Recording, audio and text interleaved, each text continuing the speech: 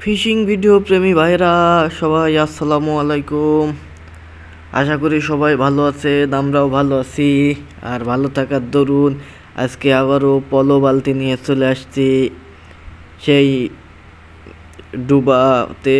আপনারা ডুবা বলেন বা পুকুর বলেন, যাই হোক, এই ডুবাতে কিন্তু প্রচুর পরিমাণে তেলাপিয়া মাছ পাওয়া যায়।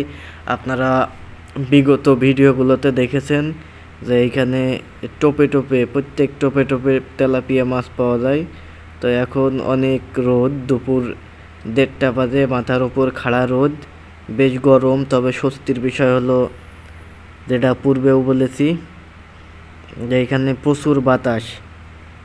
ওই যে দেখতে পাচ্ছেন ঘাস ফুলগুলা কিভাবে নড়ছে। এটারে কেউ ঘাস ফুল বলে, কেউ কাশ ফুল বলে। যাই হোক, আমার পার্টনার, যারে ভাড়া করে আনছি, সে প্রস্তুতি নিচ্ছে পুকুরে নামার জন্য। এ বেটা নাম, আর খাড়াই থাকিস না, তা অনেক দুপুর হয়ে গেছে। তাড়াতাড়ি আসরের মধ্যে আজকে মাছ ধরে বাড়ি যাইতে হবে। হাত ছড়া, মাথার থেকে হাত ছড়া, যা, নাম নাম নাম। পোল্লা পানি এত অলস, আবার মাজায় হাত দিয়ে দাঁড়াই, যা নাম। দেখ আজকে বালতি ভরতে পারিস কি।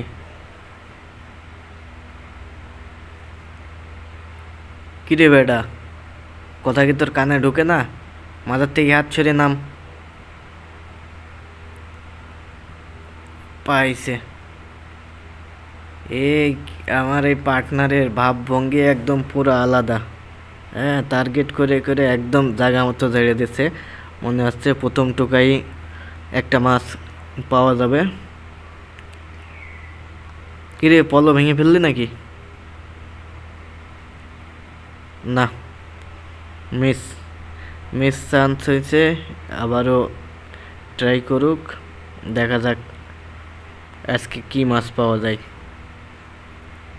তাই পুকুরে সবসময় তেলাপিয়া মাছ পাওয়ার সম্ভাবনাই বেশি, কারণ এটা পুকুর ভর্তি পুরা ছোট বড় সব রকমের তেলাপিয়া।